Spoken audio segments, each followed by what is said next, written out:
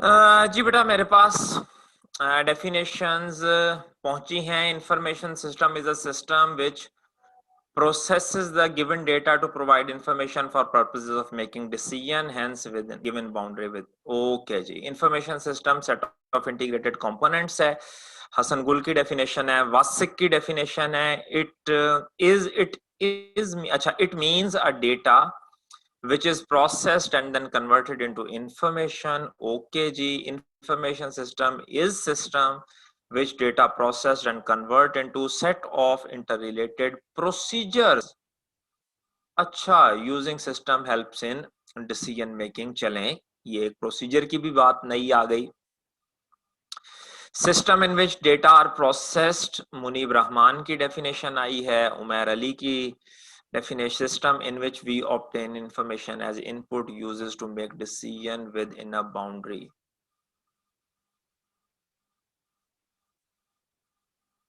ले बेटे, 85 बच्चों की क्लास में 80 बल्कि 87 स्टूडेंट्स जो हैं इस वक्त मीटिंग में प्रेजेंट हैं, और अभी तक गिन के मुझे 8 डेफिनेशंस जो हैं वो मिली हैं। 8 definitions. Information system is a system which processes the given data to provide information, collection and process of data for the purposes of decision making. Okay हो गया जी। और सर, बाकी मेरे सारे बेटे बेटियां कहाँ सोए हुए हैं, जाग रहे हैं, क्या कर रहे हैं? प्रोवाइड कीजिए जी। जरा कुछ थोड़ा सा ना बेटा, इससे होगा क्या है कि एक अंदाजा बन जाता है कि अच्छा भाई, वर्किंग जो है वो कहां तक जा रही है, अंडरस्टैंडिंग जो है वो कहां तक हो रही है।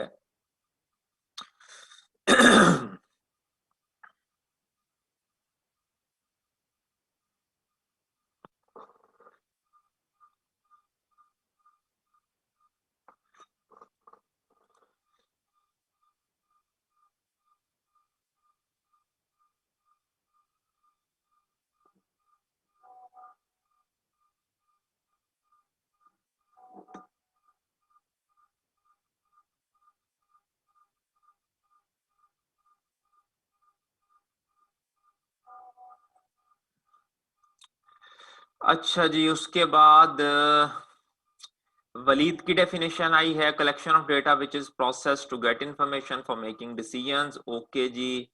सिस्टम है, रॉ डेटा है, प्रोसेस करते हैं। और हुजैफा की आई है, system in which data is processed. ठीक हो गया। या अल्लाह खैर, मेरे ग्रुप में एक बागी भी मौजूद है। अल्लाह अल्लाह खैर करे। बेटा, किससे बगावत कर दी है आपने यार? साथ एक शैतान की इमोजी बनी हुई है और उसके साथ आग लगी हुई है। अल्लाह अकबर, अल्लाह Akbar. in which data is used to make decision by processing within boundary and under control। ठीक हो गया जी। Information is the process. Huda Tariq की है डेफिनेशन। ठीक हो गया मेरी बेटी। इंफॉर्मेशन जो है, फिर उसके बाद हाँ जी, ठीक है जी बागी साहब, सलूट है मेरी तरफ से आपको। एहतशाम अहमद की डेफिनेशन है, information system is a formal. ठीक हो गया। ओके, ठीक है, फॉर्मल ऑर्गेनाइजेशन ने बेटे डिफाइन किया है तो फॉर्मल ही होगा। सिस्टम है design to collect, process, store and distribute information. बहुत अच्छी डेफिनेशन है माशाल्लाह।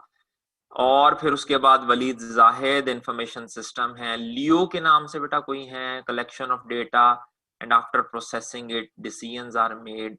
मेरे ये लियो बेटे जो भी है मुझे नहीं पता, इसमें बेटा आप इंफॉर्मेशन का जिक्र करना ही भूल गए हैं। इंफॉर्मेशन सिस्टम की हम डेफिनेशन लिख रहे हैं और इंफॉर्मेशन का ही जिक्र नहीं है।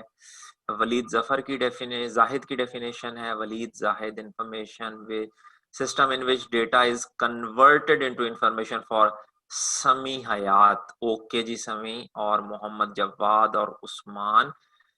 ठीक हो गया बेटा, मेरे लिए ये चीज जो है ओके सर। ठीक है, जरा होल्ड कीजिएगा प्लीज अपनी टाइपिंग को। मेरे लिए ये चीज जरा थोड़ी सी अल्हम्दुलिल्लाह मुतमईन इत्मीनान का बायस है कि करीबन करीबन जितने भी बच्चों ने डेफिनेशन जो है वो यहाँ मेरे साथ शेयर की है, वो लोग जो हैं, मोहम्मद फैसल रजा की डेफिनेशन आई है, सजल ने बेटी ने कुछ इन्फॉर्मेशन बीच में यहाँ एक अच्छी डेफिनेशन लिखी है। एक ना सिंपल सा बेटे एक आइडिया आपको बताऊं, बहुत अच्छी अच्छी और बड़ी शानदार और कंप्रिहेंसिव डेफिनेशंस भी आई हैं। एक बिल्कुल सादा सी आपको ना सिंपल सी एक डेफिनेशन बताता हूं। उसमें ये होगा कि उससे समझना आसान है, बिल्कुल सिंपल सा, और एग्जामिनर की डिमांड भी पूरी हो जाएगी। भाई इंफॉर्मेशन सिस्टम, अगर मैं बिल्कुल मोटी मोटी बात करूं इसके अंदर ये कर क्या रहा है। भाई information system is a system, information system is the one which converts data into information। ठीक है, कोई हमें अभी फिलहाल बाउंड्री क्या है, एनवायरमेंट क्या है, इस तरह की कोई चीजें लिखने की लंबी चौड़ी जरूरत नहीं है। अभी तो हम उसको एक सादा सी डेफिनेशन समझा रहे हैं, सादा सी डेफिनेशन। और वो डेफिनेशन बेटे सिंपल सी क्या है, हम उसे कह रहे हैं a system converting data into information. Information system is a system converting data into information. भाई क्यों कन्वर्ट करता है? For the purposes of decision making. ले जी, बात खत्म हुई। डेफिनेशन कंप्रीहेंसिव भी है, सिंपल भी है। अच्छा बेटा, मेरी बताई हुई डेफिनेशन का ये मतलब नहीं है कि खुदा न ख्वास्ता आप लोगों की डेफिनेशंस कुछ गलत हैं। बड़ा अच्छा बच्चों ने माशाल्लाह काम किया, और हकीकतन मुझे एनकरेजमेंट और खुशी हुई है कि बच्चों ने चले जितने अच्छे से चीजों को मैनेज किया है और देखा है। तो हम बस कोशिश क्या कर रहे हैं कि चीजों को एज सिंपल एज पॉसिबल रखें ताकि एग्जाम में गलती की गुंजाइश भी जरा थोड़ी कम रहे। तो हम कहते हैं a system converting data into information for the purposes of decision making. ये एक इंफॉर्मेशन सिस्टम है। अच्छा, अब अगला सवाल ना जरा थोड़ा सा आप कहिए कि मैं समझता हूं कि तकनीकी सवाल है जिसमें थोड़ा जरा सोच विचार से हमें काम लेना पड़ेगा।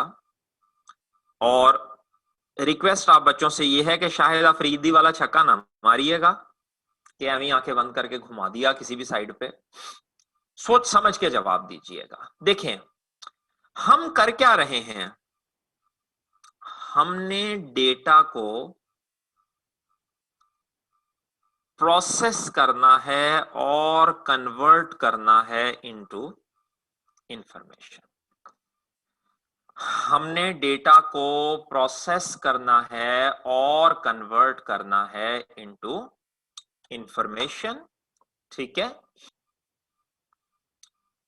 ताकि हम डिसीजंस कर सकें। सवाल बेटे जो मेरा आपसे है, और आपने व्हाट्सएप ग्रुप के अंदर मुझे उसका यस और नो में जवाब देना है।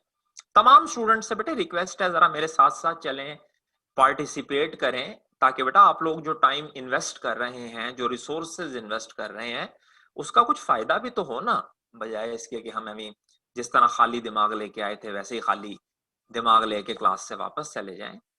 सवाल मेरे बच्चे मेरा ये है आप लोगों से, क्या ये डेटा की जो इंफॉर्मेशन में कन्वर्जन है,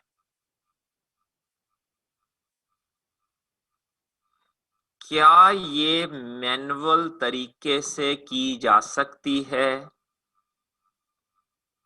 यस और नो। जो भी बेटे आपका आंसर है क्विकली जरा ग्रुप में शेयर कीजिए। सवाल दोबारा दोहरा देता हूं कि भाई जो हम कन्वर्जन कर रहे हैं डेटा की इनटू इंफॉर्मेशन, कल अभी पढ़ाई थी मैनुअल प्रोसेसिंग। क्या मेरे बच्चे ये कन्वर्जन, डेटा से इंफॉर्मेशन की conversion for the purposes of decision making, क्या ये मैनुअल तरीकाकार से की जा सकती है? यस और नो। अच्छा जी, ओके जी, we have responses from Hasan Gul, Waleed Zahid, नूर जन्नत, हसन नवाज, मोहम्मद उमैर, फिर उसके बाद एक मास्क वाली इमोजी है लियू चौरी साहब की तरफ से। यार मेरी क्लास के अंदर मुझे तो पता ही नहीं था, माशाल्लाह इतनी रौनकें लगी हुई हैं, कोई बागी है, कोई चौधरी है।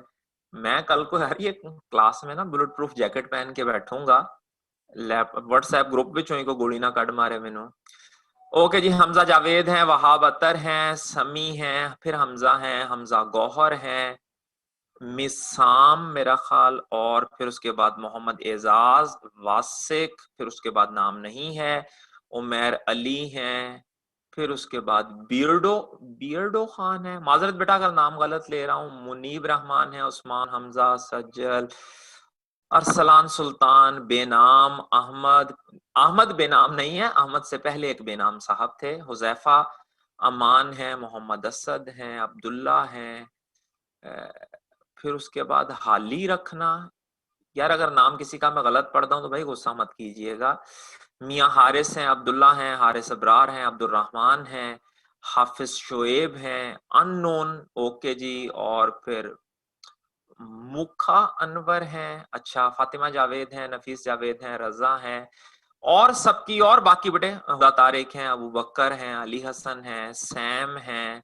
नामालूम हैं, और उसके बाद फिर हमीस अहमद। मेजॉरिटी ऑफ स्टूडेंट्स ने बेटा जितना भी जो मुझे रिस्पॉन्सेज सारे मिले हैं, सबने कहा है कि जी हाँ जी, हम बिल्कुल आपकी बात बेटा, मैं भी आपकी बात से पूरी तरह से एग्री करता हूं, इसे हम मैन्युअली ट्रांसफर कर सकते हैं।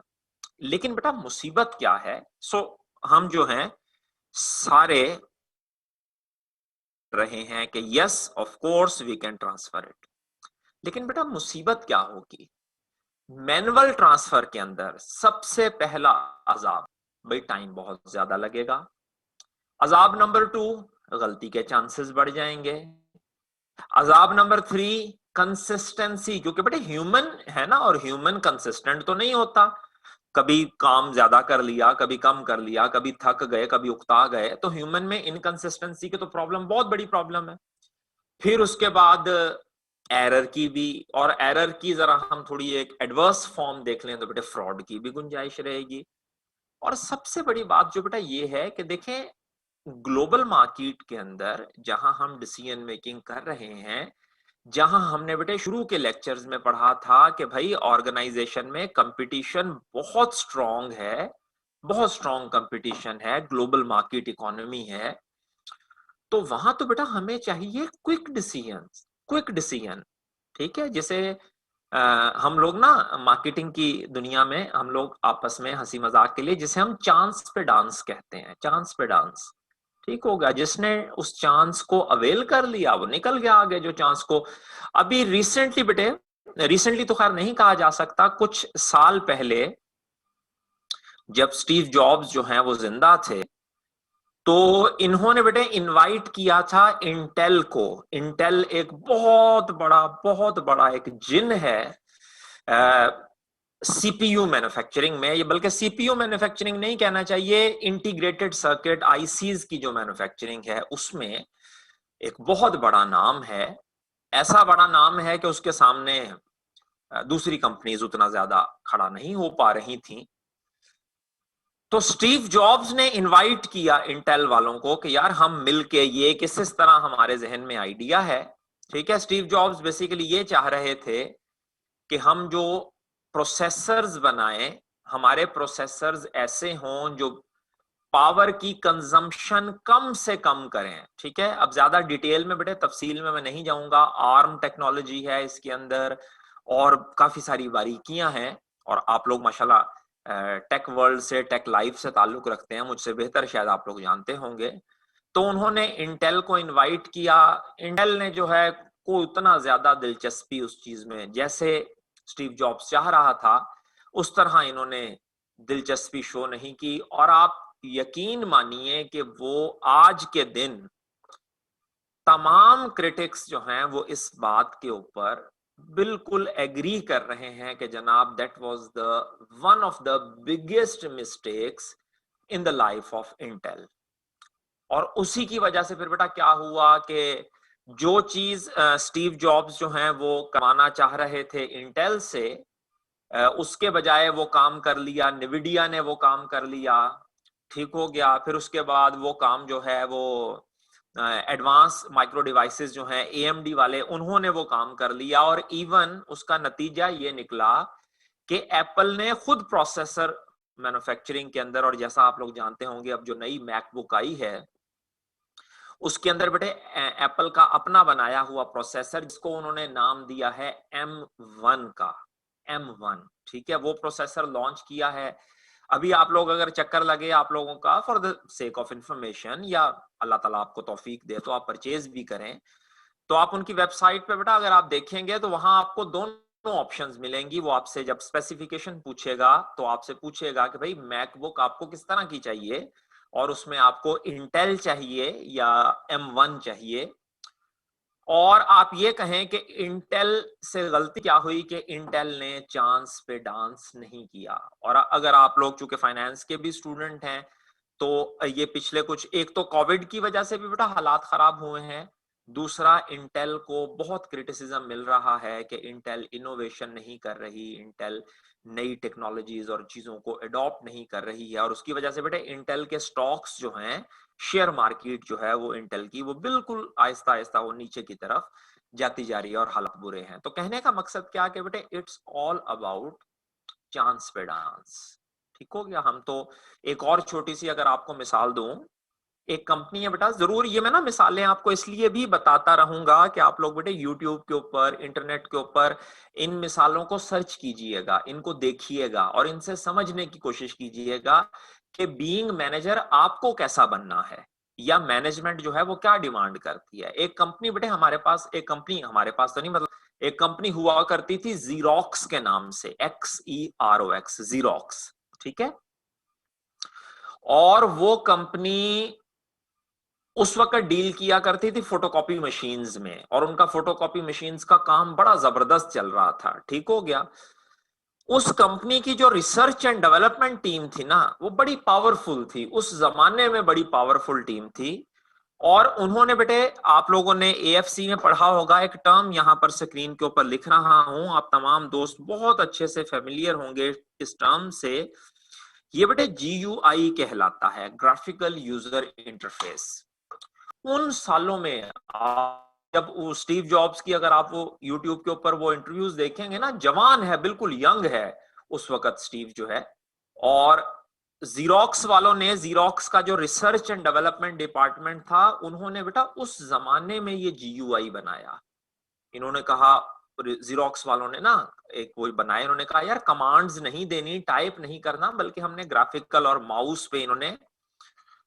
और आप यकीन मानिए कि जीरोक्स वाले ऐसे नालायक और फजूल लोग थे, जो इनकी मैनेजमेंट थी, डायरेक्टर्स थे इनके, हाई टॉप स्ट्रेटेजिक मैनेजमेंट, इतने निकम्मे लोग थे कि जब R&D वालों ने उनको दिखाया कि सर जी देखें हमने ये कैसी जबरदस्त चीज बनाई है, तो तारीफ करने की बजाय उन लोगों ने कहा कि ये आप लोग क्या टाइम जाया कर रहे हैं, हमारी तो फोटोकॉपी मशीन्स बन रही हैं और बिजनेस हमारा बड़ा अच्छा चल रहा है, ये क्या बनाया है आप लोगों ने, माउस बना दिया है, ये स्क्रीन के ऊपर आप क्लिक कर रहे हैं और चीजें ओपन हो रही हैं, एप्लीकेशंस क्लोज हो रही हैं, ये GUI आप कह रहे हैं, इसका क्या फायदा, ये क्या बनाया है। यानी उन लोगों में ये एबिलिटी ही बेटे नहीं थी कि वो फ्यूचर को देख सकते, क्विक डिसीजन कर सकते कि यार ये क्या चीज इन्होंने बना दी है।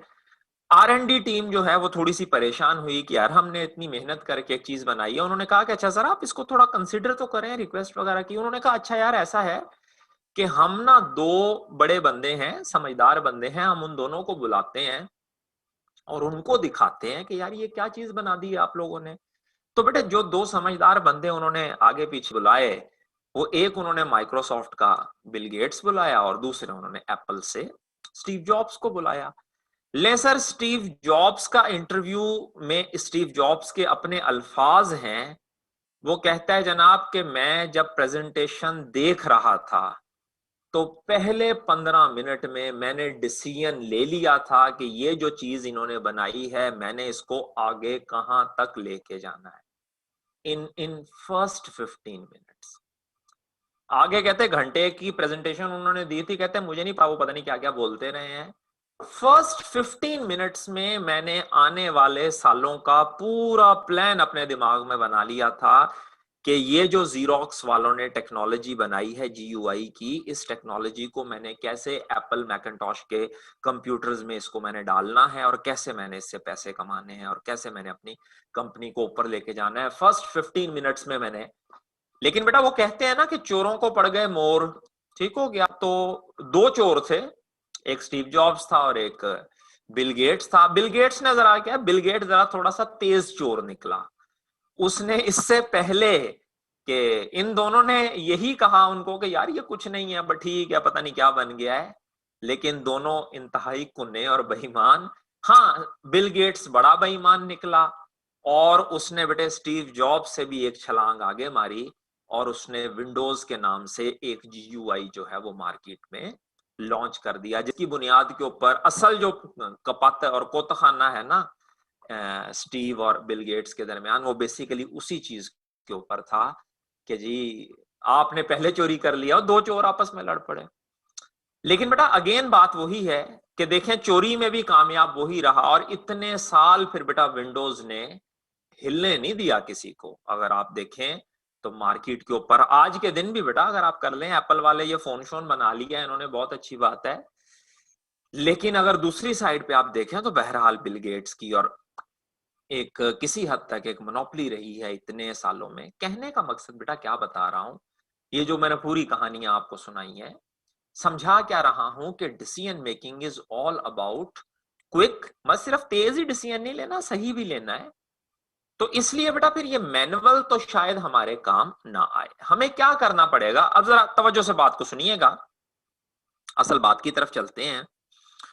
हमें बेटे क्या करना पड़ेगा, इस डेटा को इंफॉर्मेशन में बदलने के लिए हमें कोई मशीनें बनानी पड़ेंगी, कोई हार्डवेयर बनाना पड़ेगा। हार्डवेयर क्या होता है ये अब मैं नहीं आप लोगों को एक्सप्लेन करूंगा। रीजन क्या है कि AFC में आप लोगों ने IT के अंदर तफसील से अल्हम्दुलिल्लाह मुझसे भी ये कहीं अच्छे टीचर से पढ़ा हुआ है, तो अगर अब मैं एक्सप्लेन करने बैठूं तो ये आप लोगों की ना शान के खिलाफ है। आप लोग जितने अजीम लोग हैं, आपकी शान के खिलाफ है कि मैं आपको हार्डवेयर समझाऊं।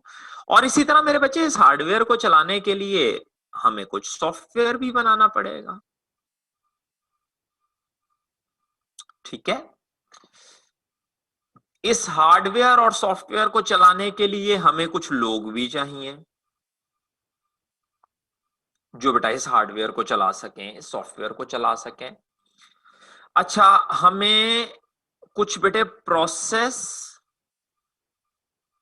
या यूं कहें कि कुछ प्रोसीजर भी डिफाइन करने पड़ेंगे कि भाई सॉफ्टवेयर हार्डवेयर कैसे काम करेगा, सॉफ्टवेयर कैसे काम करेगा, पीपल कैसे काम करेंगे। हमें बेटा कुछ कम्युनिकेशन सिस्टम भी बनाने पड़ेंगे ताकि एक जगह से दूसरी जगह,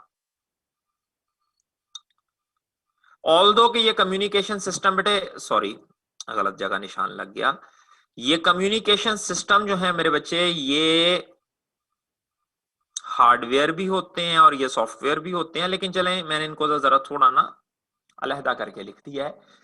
तो इसका मतलब अब क्या हुआ कि जनाब हम अपने मकसद को, कौन से मकसद को जनाब, prudent and logical quick decision making, इस मकसद को हासिल करने के लिए हमने क्या बनाया है, हमने कुछ हार्डवेयर बनाए, कुछ सॉफ्टवेयर बनाए, कुछ लोगों को ट्रेन किया, कुछ प्रोसीजर्स डिफाइन किए, कोई कम्युनिकेशन सेटअप हमने लगाया। और इस सारे hardware, software, communication setup, people, procedure, process, इस सारे का मकसद क्या है कि डेटा को जल्दी से जल्दी एक्यूरेसी के साथ, प्रिसाइसली, पूरी कॉन्फिडेंशियलिटी के साथ इंफॉर्मेशन में कन्वर्ट किया जाए, ताकि हम जल्दी से जल्दी उसके ऊपर जल्दी से जल्दी और प्रिसाइज से प्रिसाइज डिसीजन जो है वो ले सकें, ताकि मैक्सिमम अपने रिसोर्सेज से फायदा उठा सकें। इस hardware, software, people, process, procedure, communication system के कॉम्बिनेशन को मेरे बच्चे हम नाम देते हैं इंफॉर्मेशन टेक्नोलॉजी, जिसे बेटे उर्फे आम में हम नाम देते हैं IT का। तो जनाब अभी तक हमने दो चीजें जो हैं वो डिफाइन की हैं।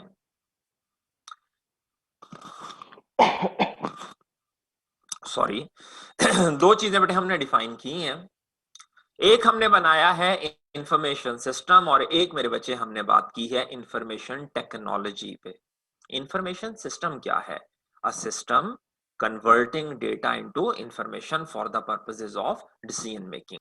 टेक्नोलॉजी क्या है? इंफॉर्मेशन टेक्नोलॉजी क्या है भाई? वो जो उस प्रोसेस को तेज बना देगी, जो उस प्रोसेस को कंसिस्टेंट, तो उस प्रोसेस होने वाले एरर्स को और फ्रॉड्स को मिनिमाइज कर देगी, जो उस प्रोसेस में होने वाली कॉन्फिडेंशियलिटी को मैक्सिमाइज कर देगी, जो क्विक डिसीजन मेकिंग में, प्रूडेंट डिसीजन मेकिंग में, लॉजिकल डिसीजन मेकिंग में जो टेक्नोलॉजीज हमारी मदद करेंगी, हम बेटे उन टेक्नोलॉजीज को नाम देंगे इंफॉर्मेशन टेक्नोलॉजी का। ठीक हो गई बात। तो अब अगर कोई आपसे पूछे कि जनाब इंफॉर्मेशन टेक्नोलॉजी क्या है, तो आप कहिएगा कि इंफॉर्मेशन टेक्नोलॉजी बेसिकली वो तमाम टूल्स हैं, तमाम टूल्स।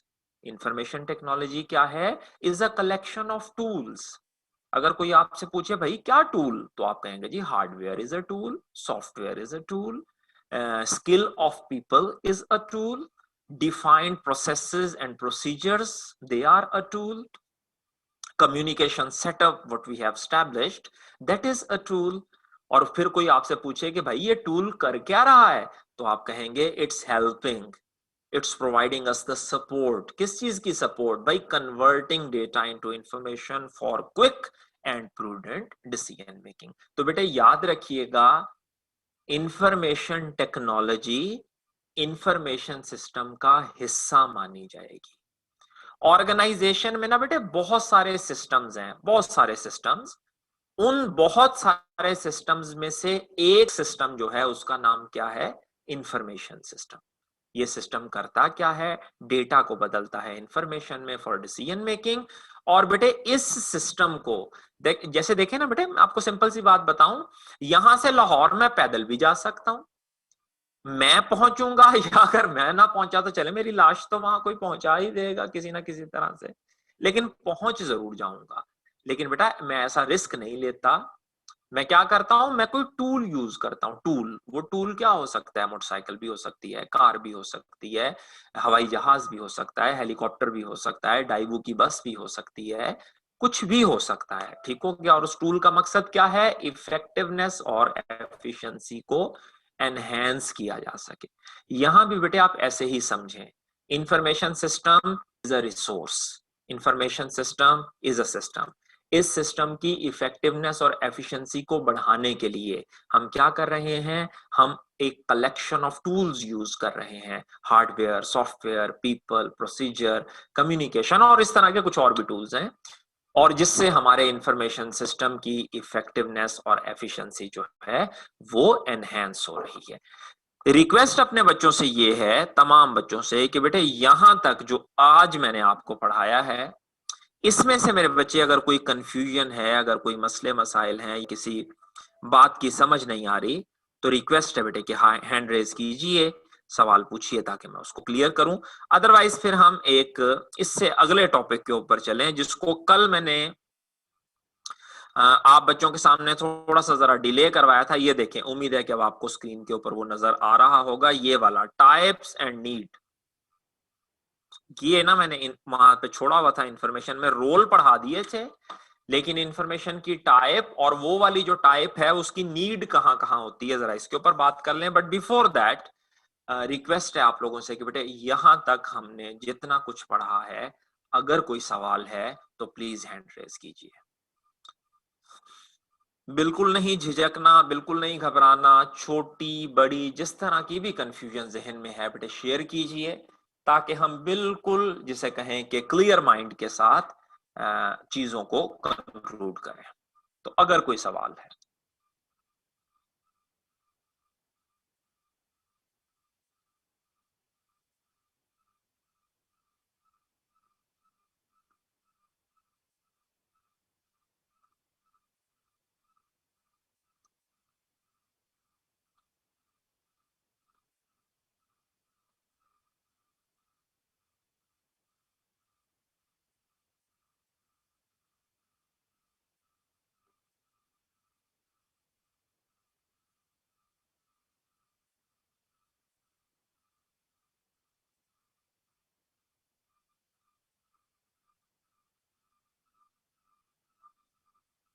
कोई क्वेश्चन नहीं है जी, यहां तक कोई इश्यू नहीं है।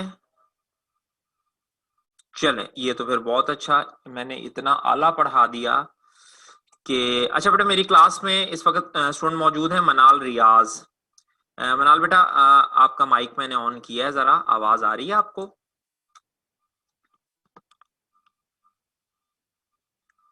मनाल बेटा आवाज आ रही है आपको?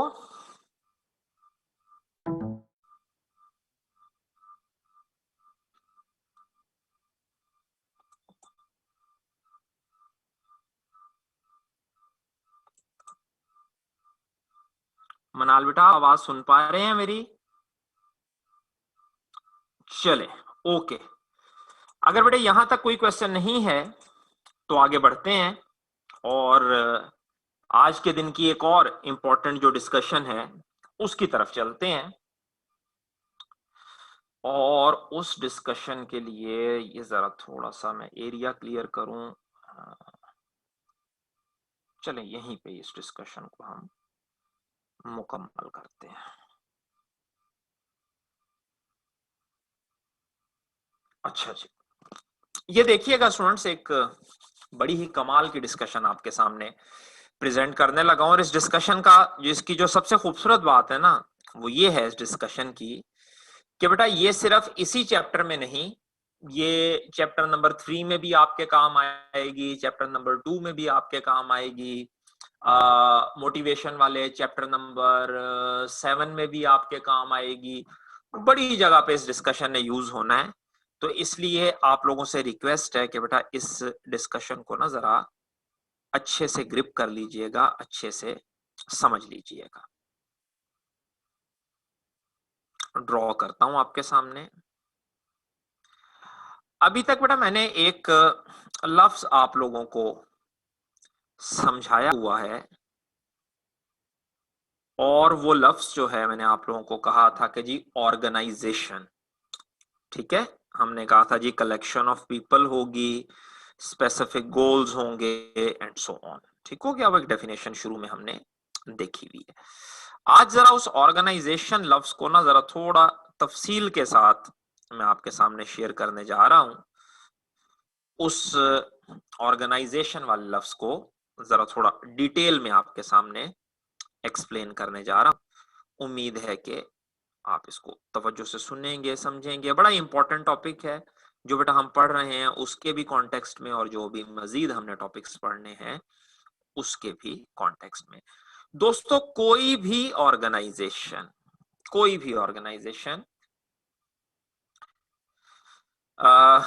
चाहे बिजनेस ऑर्गेनाइजेशन हो या आप कहिए कि नॉन बिजनेस ऑर्गेनाइजेशन हो, नॉर्मली ऑर्गेनाइजेशंस के अंदर बेटे 3 लेवल्स जो हैं वो एग्जिस्ट कर रहे होते हैं।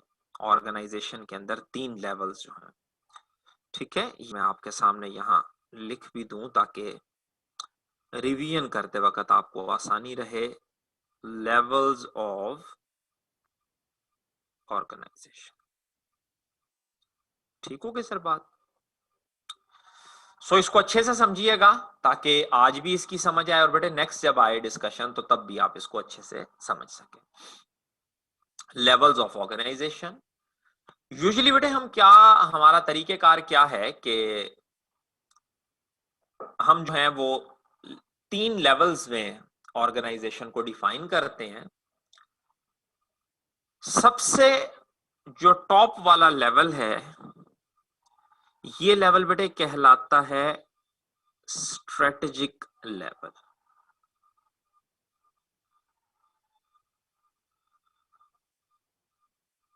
Strategic level. इससे बेटे जो निचला लेवल है ये कहलाता है टैक्टिकल लेवल। और बेटे इससे जो निचली लेयर है वो कहलाती है ऑपरेशनल लेवल। अच्छा बेटा, अगर आप खुदा ना खास्ता कहीं कोई पुरानी किताब आप लोगों के हथे चढ़ जाए ना, पुरानी कोई किताब, तो वहां पर आपको शायद एक लफ्ज कहीं लिखे हुए मिल जाए जी, अपर लेवल, मिडल लेवल और लोअर लेवल या लो लेवल। ठीक है, अपर लेवल, मिडल लेवल और लोअर लेवल। जैसे जैसे बेटे वक्त गुजरा, जो रिसर्चर्स हैं उन्होंने इस चीज के ऊपर एतराज करना शुरू किया। उन्होंने कहा यार ये अपर और लोअर क्या है। अगर एक, आप कहिए बेटे मैं कॉलेज की ही अगर बात करूं, बेटा कॉलेज में अगर मैं फैकल्टी मेंबर इंपॉर्टेंट हूं, तो ये जो वहां पर बच्चे जो हैं वो सफाई का जो काम करते हैं बेटे, वो भी मेरी तरह ही इंपॉर्टेंट है। अगर हम जरा इंसाफ के साथ सोचें कि बेटा क्लासरूम अगर प्रॉपरली साफ ना हुए हो, मट्टी से भरे हुए हो, फर्नीचर मट्टी से भरा हुआ हो, तो बेटा ना मेरा वहां खड़े होने को दिल करेगा, ना आपका बैठने को दिल करेगा। ठीक हो गया। तो उन्होंने कहा कि भाई ये काम गलत है, अपर लोअर कुछ नहीं है, आप इनके नामों को दुरुस्त कीजिए। तो फिर वक्त गुजरने के साथ साथ इसमें तब्दीली आई, और आज के दिन जो बेटा हम कहते हैं, हम वो नाम देते हैं कि जी ऑर्गेनाइजेशन में स्ट्रेटेजिक लेवल है, टेक्टिकल लेवल है और ऑपरेशनल लेवल है, 3 लेवल है। जो ऑर्गेनाइजेशन का बेटा टॉप मोस्ट, जिसे हम एपेक्स लेवल कहते हैं, ये स्ट्रेटेजिक लेवल होता है और बुनियादी तौर पर ये 2 कामों के लिए रिस्पॉन्सिबल होता है किसी भी ऑर्गेनाइजेशन में। ये डिफाइन करता है स्ट्रेटेजी और पॉलिसी को। 2 लफ्ज आपके सामने लिखे हैं। ये डिफाइन करता है मेरे बच्चे स्ट्रेटेजी और पॉलिसी को। दोनों लफ्जों को ना जरा अच्छे से समझ लीजिएगा, क्योंकि इन दोनों लफ्जों की भी बहुत मर्तबा रेपिटेशन और तकरार जो है वो आपको अपने सिलेबस में नजर आएगी। देखें कैसे। ये बेटा हमने एक एक गोल है, मिसाल दे रहा हूं, समझा रहा हूं। एक गोल है मेरा बच्चा जो हमने अचीव करना है, एक टारगेट है जिसे अचीव करना है। और ख्याल रखिएगा कि इस एक टारगेट तक बेटा एक रास्ता नहीं, एक से ज्यादा रास्ते जा रहे हैं। जैसे आप लोग बेटा अगर आप लोगों ने सीए की क्वालिफिकेशन करनी है, तो इसमें भी आपके पास डिफरेंट रास्ते हैं। आप अपने शहर में क्लासें ले सकते हैं, आप लाहौर शिफ्ट हो जाएं, वहां जाके क्लासें ले लें, आप ऑनलाइन क्लासें ले लें, आप क्लासें सिरे से ले ही ना और सेल्फ स्टडी कर लें। डिफरेंट ऑप्शंस हैं। और अगर आप इस बात के ऊपर थोड़ा सा गौर करें तो बेटे देखिएगा कि हर ऑप्शन की अपनी कॉस्ट और हर ऑप्शन के अपने कुछ दोस्तों बेनिफिट हैं। हर ऑप्शन की अपनी कॉस्ट होगी और हर ऑप्शन की अपने बेनिफिट होंगे। नॉर्मल नॉर्मल बात कर रहा हूं, लफ्ज नॉर्मल पे तवज्जो रखिएगा। नॉर्मल क्या है कि हम वो रास्ता चुनते हैं जिस पे बेटे लगने वाली कॉस्ट कम से कम और मिलने वाला बेनिफिट ज्यादा से ज्यादा। इसके लिए ना हम एक लफ्ज इस्तेमाल करते हैं, मैनेजमेंट की बुक्स में आपको अक्सर नजर आएगा, कहलाता है बेटे ऑप्टिमल। ऑप्टिमल, कहीं लिखा होगा ऑप्टिमल लेवल, कहीं लिखा होगा ऑप्टिमल सॉल्यूशन। तो आपने बिल्कुल आसानी से समझ लेना है कि भाई optimal solution, optimal level, optimal alternative, ये वो सॉल्यूशन है, ये वो अल्टरनेटिव है जहां लगने वाली कॉस्ट कम से कम और मिलने वाला बेनिफिट ज्यादा से ज्यादा है। भाई हम लोग जब किसी काम के सिलसिले में बेटे अगर इस्लामाबाद जाते हैं, या फॉर एग्जांपल चलें शॉपिंग करने, अब तो खैर पाबंदी लगी हुई है, वैसे कुछ वाले साहब भी बीमार हैं तो उस वजह से, लेकिन कहीं दोस्तों के साथ अगर घूमने फिरने जाते हैं तो डेफिनेटली ये ख्याल जहन में आता है, अच्छा यार अपनी गाड़ी ले जाएं। अच्छा यार अपनी गाड़ी की सहूलत तो बहुत है, जहां मर्जी चला ली, रोक ली, एंजॉय किया, लेकिन यार एक तो ड्राइविंग करनी पड़ेगी सारा दिन, फिर सारा दिन इसका एक मामला करना पड़ेगा। यार इससे बेहतर है कि हम ऐसा करते हैं कि यहाँ से जो है वो डाइवू की सीट्स करवा लेते हैं, उस पे जाते हैं और इस्लामाबाद पहुंच के ना पूरे दिन के लिए एक गाड़ी हायर कर लेते हैं। उसमें क्या होगा कि हमें ड्राइविंग भी नहीं करनी पड़ेगी, पार्किंग भी मसले हमें नहीं देखने पड़ेंगे, वो बंदा ही सारा कुछ करेगा।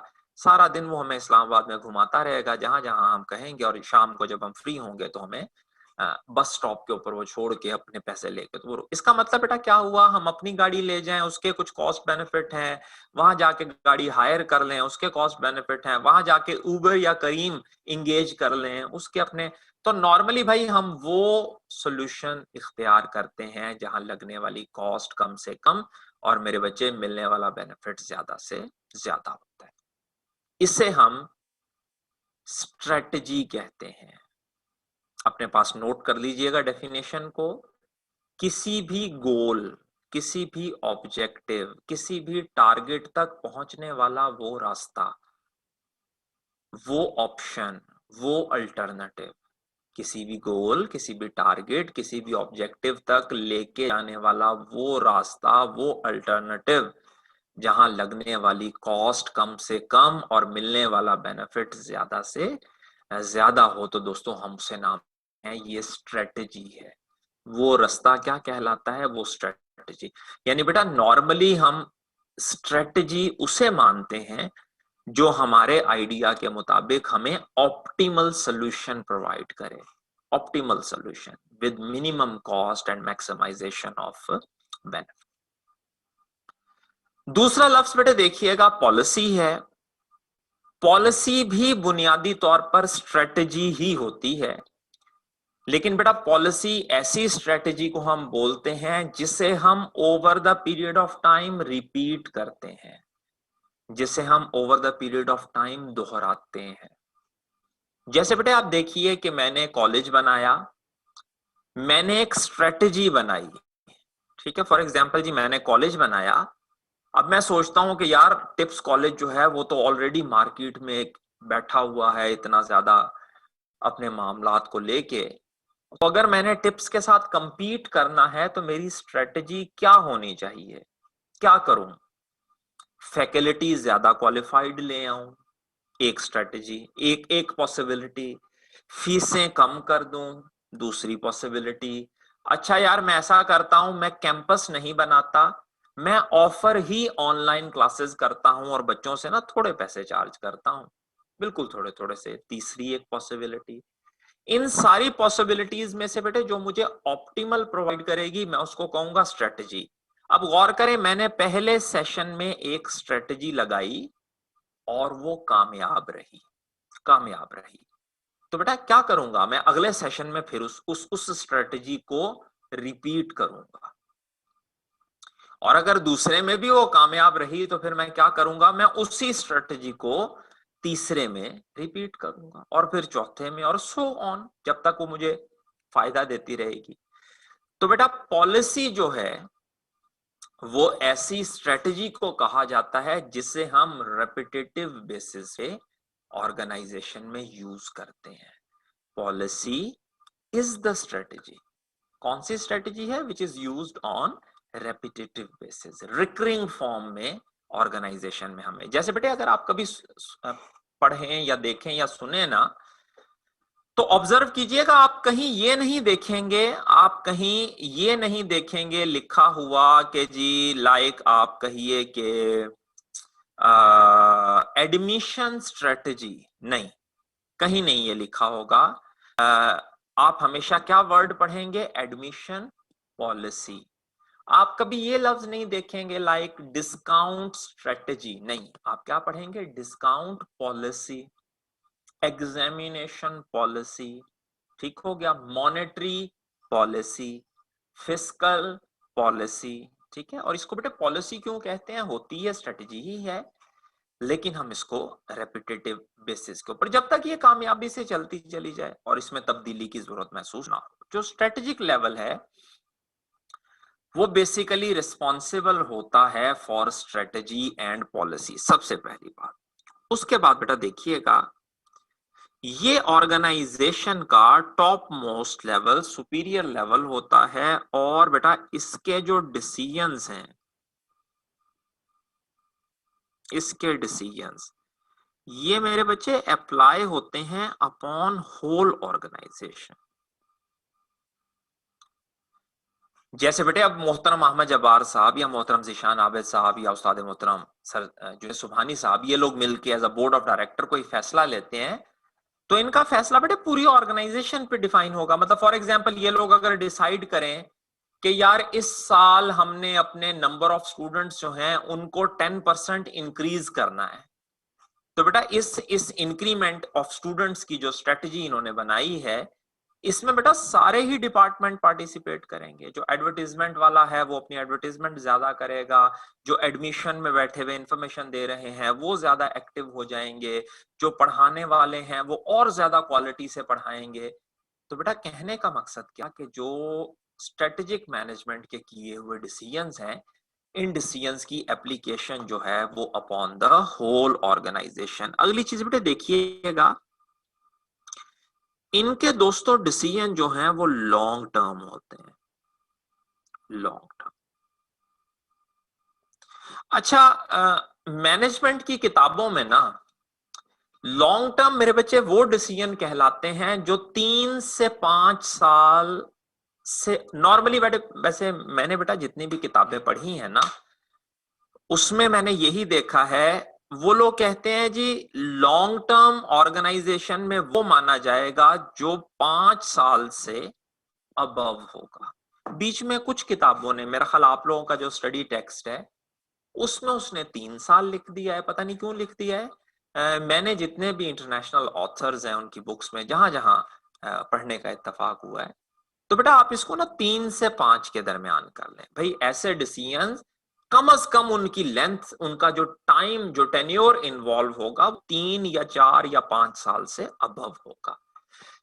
जैसे बेटे आप देखिए हमने डिसीजन लिया कि हमने कैंपस जो है वो एक्सटेंड करना है, ठीक है, हमने कुछ नए कमरे बना लिए, ज्यादा फैसिलिटीज, ज्यादा एरिया जो है वो बच्चों को प्रोवाइड कर दिया। या फॉर एग्जांपल हम सोचते हैं कि यार अच्छा एक हमारा सीए का कैंपस जो है उधर कैनाल के पास है, तो हम ऐसा करें कि एक सीए का कैंपस जो है वो हम अपना बना लें फॉर एग्जांपल सिटी एरिया में, डी ग्राउंड में, गुलबर्ग में भी कहीं ऐसी जगह पे। तो ये भी एक लॉन्ग टर्म डिसीजन होगा बेटा। ये जो कैंपस हम बनाएंगे, या हम सोचें यार अच्छा एक कैंपस लाहौर में खोल लेते हैं या एक कैंपस जो है वो हम कराची में खोल लेते हैं, तो ये जो बेटे हम बनाएंगे इसका ये 6 महीने के लिए, 2 महीने, अच्छा यार इस मर्तबा क्लासें पढ़ा लो फिर कैंपस स्टार्ट देंगे, कोई गल नहीं, नहीं बेटा ये लॉन्ग टर्म होगा। लॉन्ग टर्म से मुराद क्या कि ये जो हमारा डिसीजन है इसमें कम से कम हमने कितने टाइम के मुताबिक 3 साल, 4 साल, 5 साल तक की प्लानिंग की हुई होगी। हाँ 4-5 साल के बाद देखेंगे कि क्या करना है। अब जब हमने यहाँ पे बेटे कैनाल पे जब हमने कैंपस बनाया था, इससे पहले हमारा कैंपस इधर बाबर चौक एरिया में होता था, और फिर हमें बड़ी जगह की अल्हम्दुलिल्लाह अल्लाह ताला ने बहुत इनायात हम पे की और हमें बड़ी जगह की जरूरत पड़ी, तो फिर उधर हमने कैनाल के पास, क्योंकि इधर अब इतनी बड़ी जगह अवेलेबल भी ऐसा नहीं थी, तो वहां हमने फिर उस वक्त ये जगह ढूंढी और ये मिली और वहां हमने कैंपस को पूरा एस्टेब्लिश किया।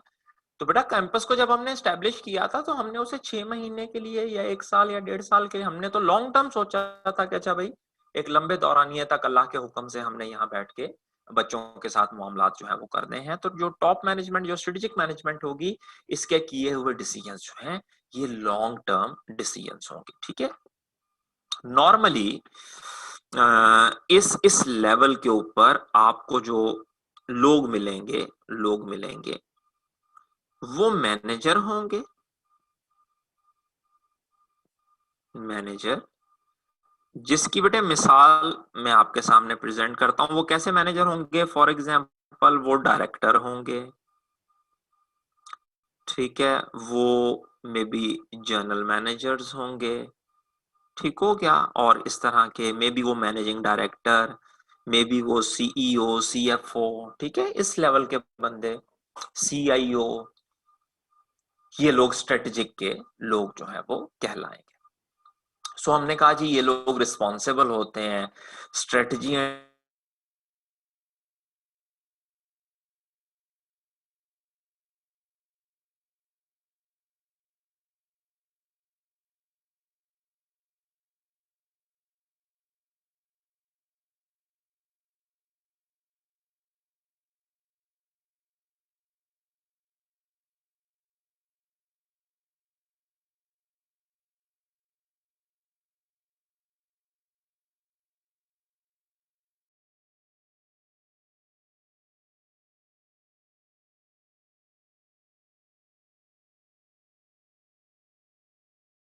पे होगा।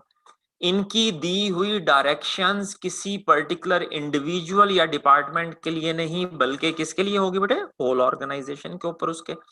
असरात जो हैं वो नजर आएंगे। ठीक है, तो ये हमारा पहला लेवल था जिसके ऊपर हमने बात की।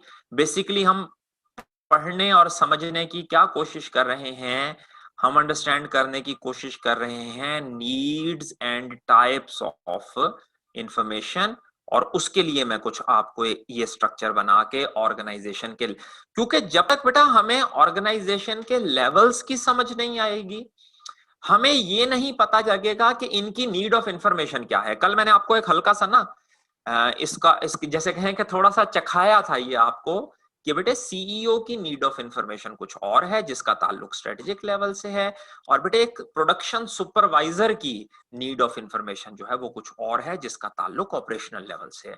तो पहले हम लेवल समझेंगे, फिर हम इनकी नीड्स को अंडरस्टैंड करेंगे, और फिर बेटे हम टाइप्स डिफाइन करेंगे कि कौन सी टाइप ऑफ इंफॉर्मेशन किस लेवल की नीड को पूरी तरह से फुलफिल करेगी। ठीक होगी सर बात? कल हमारा गालिबन वीक का लास्ट लेक्चर होगा, जुमा 11:30 से 12:30 बजे तक 1 आवर की क्लास होगी। तो बशर्ते जिंदगी इंशाल्लाह मुलाकात होती है। इन द मीन टाइम अपना ख्याल रखिएगा, फैमिली का ख्याल रखिएगा, और कोई बेटे सवाल हो या कोई चीज समझने वाली हो तो मैं व्हाट्सएप ग्रुप में तो फिर अवेलेबल ही हूँ, और इंशाल्लाह हम वहाँ अपने डिस्कशन को कंटिन्यू रखेंगे। ठीक हो गई सर बात? अपना ख्याल रखिएगा। फी अमान अल्लाह, खुदा हाफिज।